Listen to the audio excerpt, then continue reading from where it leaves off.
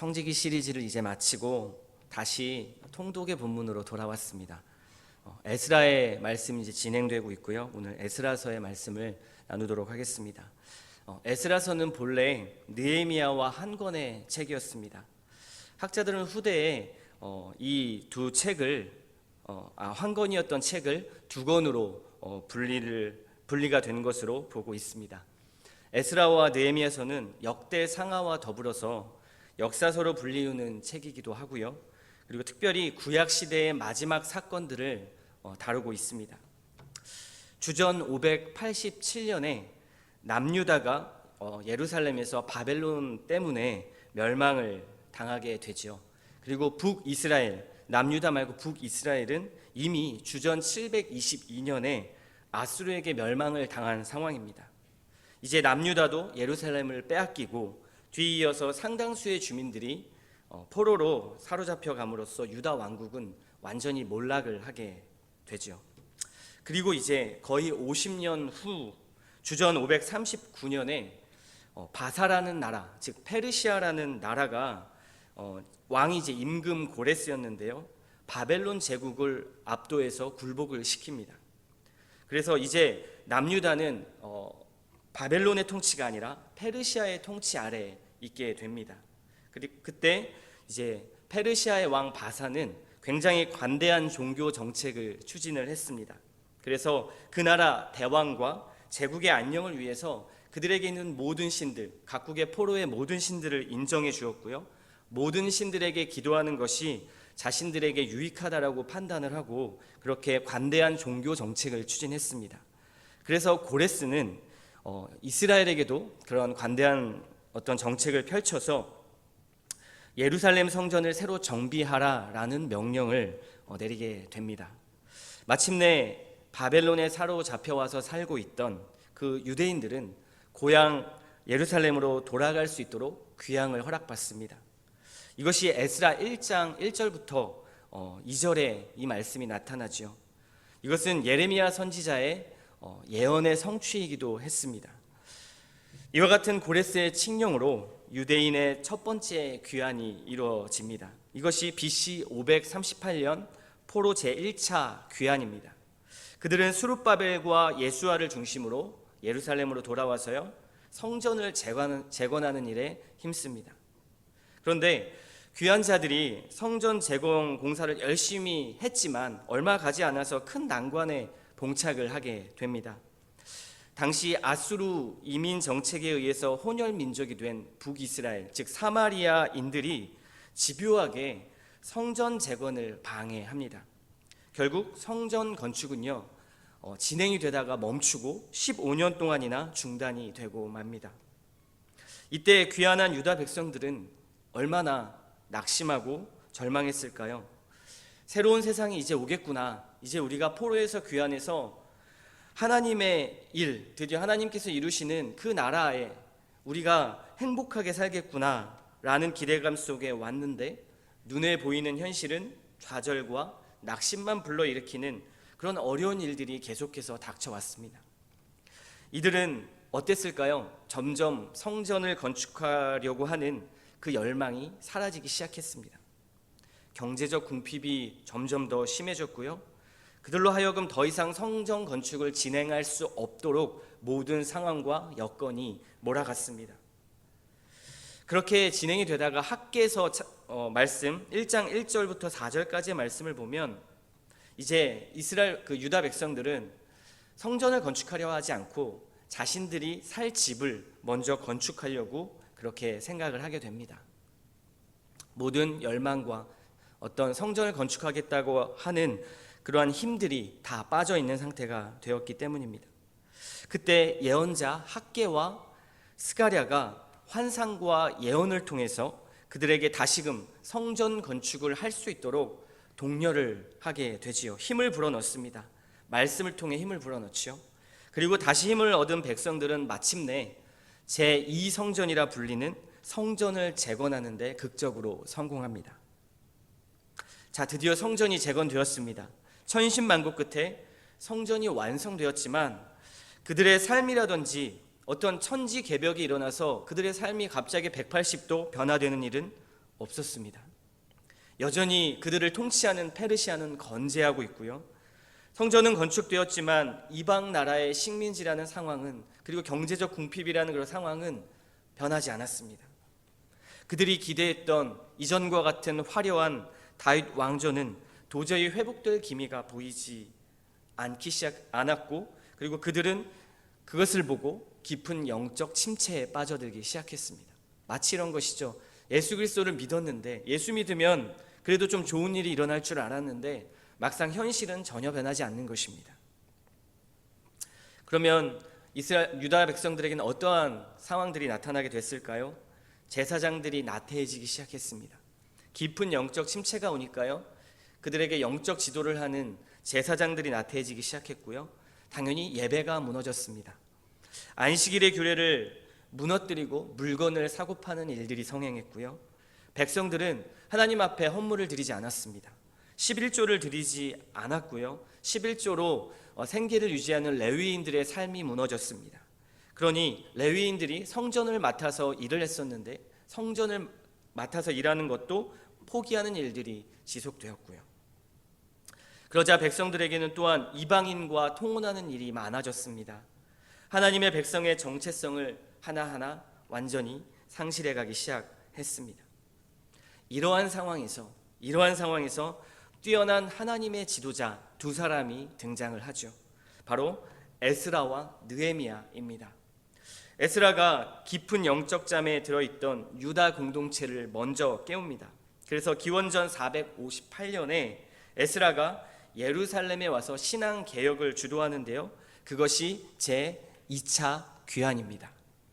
그리고 기원전 445년 그 뒤에 느헤미야가 무너진 성벽을 이번에는 재건하기 위해서 오는 것이 3차 귀환입니다. 오늘 우리가 읽은 본문 7장은요, 성전 완공이 된 시점에서 바로 60년이 지난 시점입니다.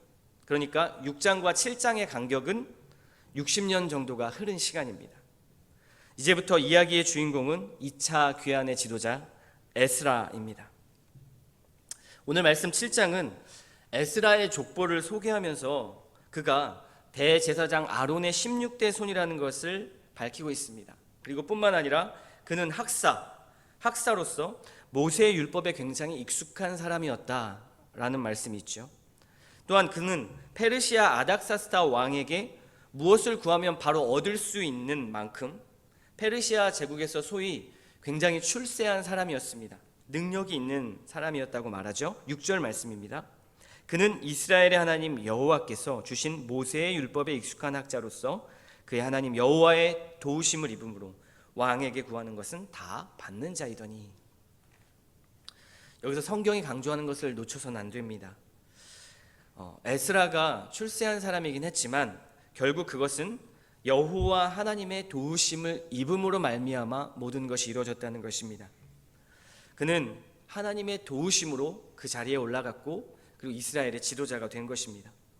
이렇게 해서 예루살렘으로 2차 귀환하는 무리의 인도자가 된 에스라는요, 그에게 뚜렷한 목적과 결심이 있었습니다. 왜 에스라가 다시 예루살렘으로 귀환해서 또 지도자가 되어서 거기서 그들을 이끄는가 하는 목적과 결심이 무엇입니까? 10절 말씀에 나옵니다. 에스라가 하나님의 율법을 연구하여 준행하며 율례와 규례를 이스라엘에게 가르치기로 결심하였었더라. 지금 유다 백성들의 상태는 침체기입니다. 성전은 완공되었지만 영적 침체에 있죠. 에스라는 그들에게 말씀을 가르치고 말씀의 힘으로 말미암아 그들이 가져야 될 소망을 놓지 않고 끝까지 거룩한 하나님의 백성의 정체성을 지켜야 했습니다. 이제 그러한 결심 속에 에스라가 예루살렘에 돌아왔습니다. 그런데 그가 받았던 첫 번째 보고는 굉장히 끔찍한 보고였습니다. 아까도 말씀을 나누었지만 성전을 재건하고 거룩한 하나님의 백성의 정체성을 회복해야 될 그들이 이방인들과 혼혈 결혼을 해서 언약 백성의 정체성을 상실했다는 소식을 들은 것입니다. 이때 에스라는 어떠한 일들을 하게 될까요? 굉장히 과감하고 단호하게 유대인 남자들에게 너희가 이방인 아내와 결혼을 했으면 갈라서라 라고 요구합니다. 그리고 백성들은 이에 순응하죠. 이것이 내일 우리가 읽을 본문 9장과 10장의 내용입니다. 현대적 관점에서 보자면 에스라의 이런 조치는 굉장히 지나치게 과격하고 잔인해 보이죠. 이혼을 하라고 하는 것이니까요.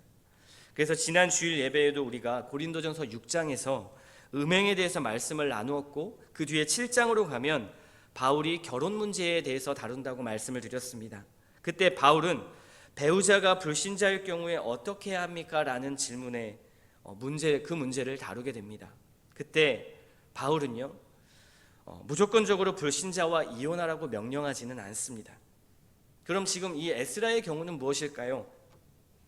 이 에스라 시대의 당시의 관점에서는 예루살렘으로 돌아온 이 언약 공동체에게 강하게 인식되었던 것 중에 하나가, 과거 자기들이 실패한 이유는 뭐냐면 조상들의 실패의 원인은 바로 이방인과의 통혼이었다고 생각을 했습니다. 물론 그것을 가장 잘 직시한 사람이 지도자 에스라였겠죠. 실상 이방인과의 통혼, 그것 때문에 우상 숭배와 끊임없는 음행, 불의가 나타났다라고 생각을 했던 것입니다. 그러니까요, 이 문제는 굉장히 민감한 문제였습니다. 결국 이스라엘 정체성을 완전히 깨뜨리는 문제였습니다.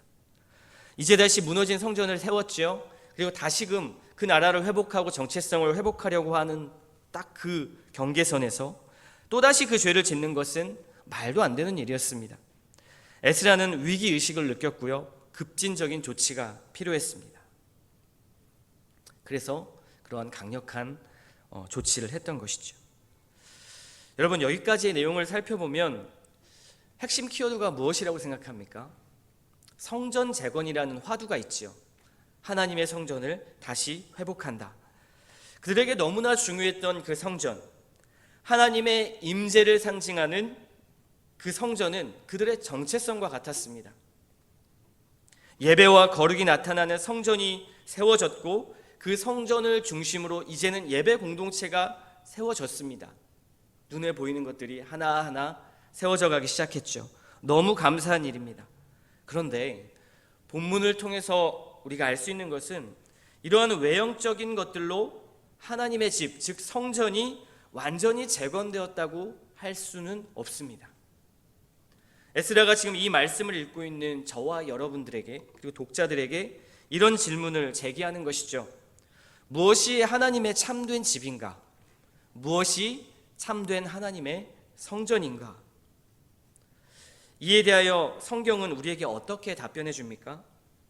아무리 멋진 성전을 재건해 놓고 그 안에서 예배가 드려지고 있다고 해도 예배를 드리는 그들이 자신의 정체성을 온전히 회복하지 못한다면 아직 성전은 온전히 회복된 것이 아니다.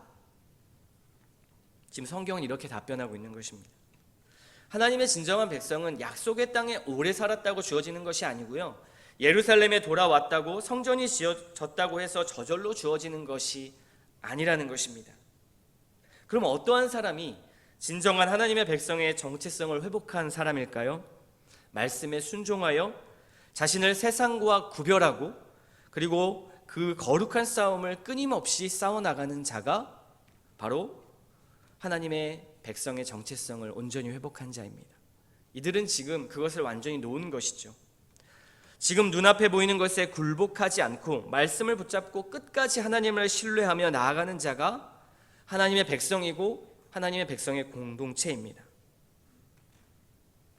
우리 한 가지만 더 살펴볼까요? 에스라 8장으로 가게 되면 에스라와 함께 귀환한 족장들의 명단을 쭉 나열합니다.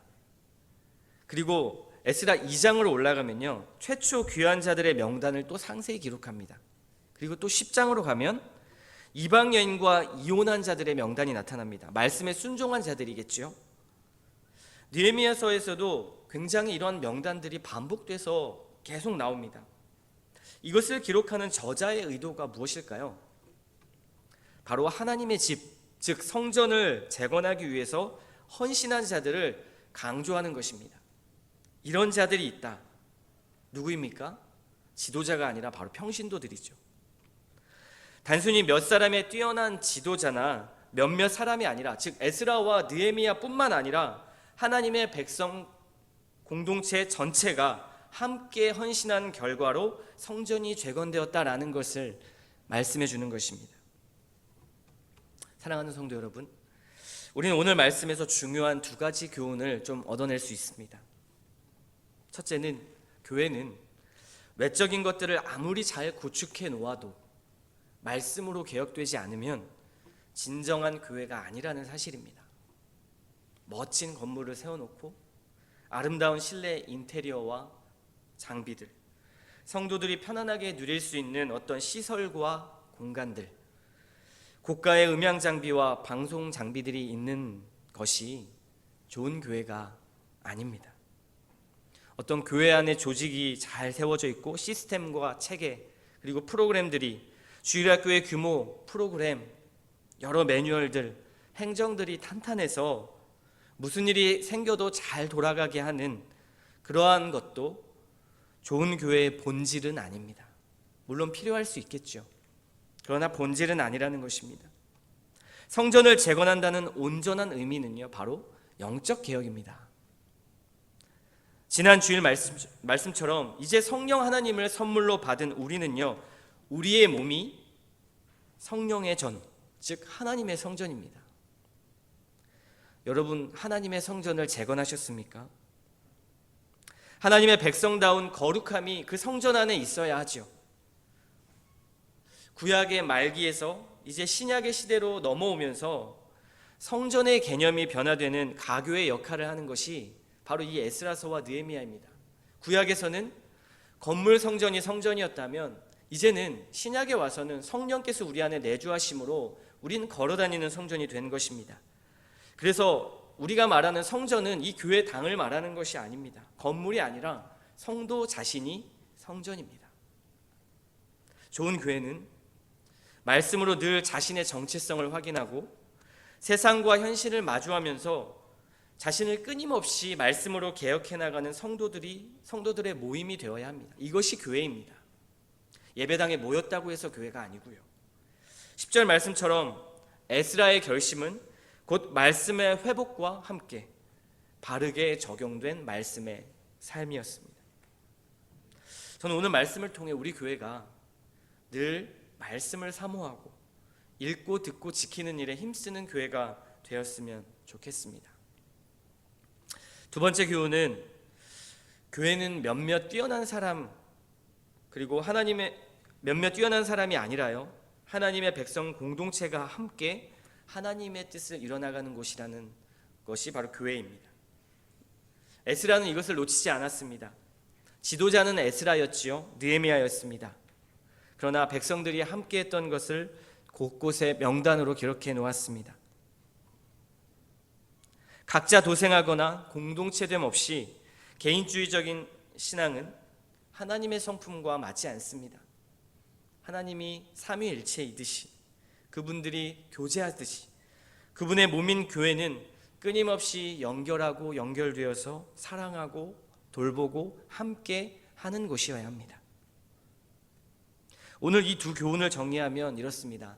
말씀이 살아있고 그 말씀을 중심으로 공동체의 정체성이 회복된 교회, 이 교회가 참된 교회의 본질입니다. 나 혼자 신앙생활 잘해서 그것이 교회가 아닙니다. 물론 우리는 각자가 거룩한 성전이지만 하나님께서는 그 거룩한 성전들이 모여서 하나의 공동체를 이루시기를 원하십니다. 예배도 교제도 하나님의 사역도 이 두 가지를 중심으로 이루어져야 합니다. 말씀과 건강한 회복된 공동체입니다. 여기서 외적인 시스템이나 화려한 건물, 프로그램, 세상 조직의 문화나 절차, 법, 이런 것들이 교회 안에서 말씀의 본질인 믿음과 소망과 사랑을 뛰어넘을 수 없습니다. 사랑하는 일, 우리가 믿음을 함께 공유하는 일을 이런 외적인 것들이 뛰어넘을 수 없다는 것이죠. 여러분, 교회를 판단하실 때, 그리고 교회에 대해서 마음을 가지실 때 다른 것을 보는 것이 아니라 하나님의 성품을 우리가 이 교회 공동체 안에 어떻게 구현할 것인가를 보십시오. 내 의견, 내 생각, 나의 판단들이 어디에 기준되어 있는지를 한번 보십시오. 다른 모든 것들은 우리가 그리스도의 사랑처럼 사랑하기 위해 있는 것입니다. 마을 모임이요, 어떤 회의, 어떤 행사, 프로그램, 또 우리가 앞으로 있을 8주년 감사 예배, 누군가를 섬기는 것, 이 모든 것이 바로 그런 것 때문입니다. 공동체가 하나 되고 예수 그리스도의 성품을 드러내기 위해서 존재하는 것이죠. 우리 오늘 이 말씀을 붙잡고 좀 기도했으면 좋겠습니다. 하나님, 우리 나주역 신장로교에게 하나님의 말씀이 정말 말씀되게 하옵소서. 영적으로 무너진 자들에게, 세상에게 공격당하며 정체성이 흔들리고 있는 하나님의 백성들에게 다시 한번 말씀을 주시옵소서. 말씀을 사모하고 사랑하고 갈망하게 하옵소서. 우리 교회가 말씀으로 무장한 교회가 되어서 교회가 목회자나 몇몇 뛰어난 사람들에 의해서 굴러가는 것이 아니라 온 공동체가 서로 하나 되어 사랑하고 기뻐하고 관심 갖고 온전한 하나님의 집을 이루는 그러한 본질적인 교회 공동체가 되게 하옵소서. 이렇게 기도하는 오늘 이 아침 시간 되시기를 주님의 이름으로 축원합니다.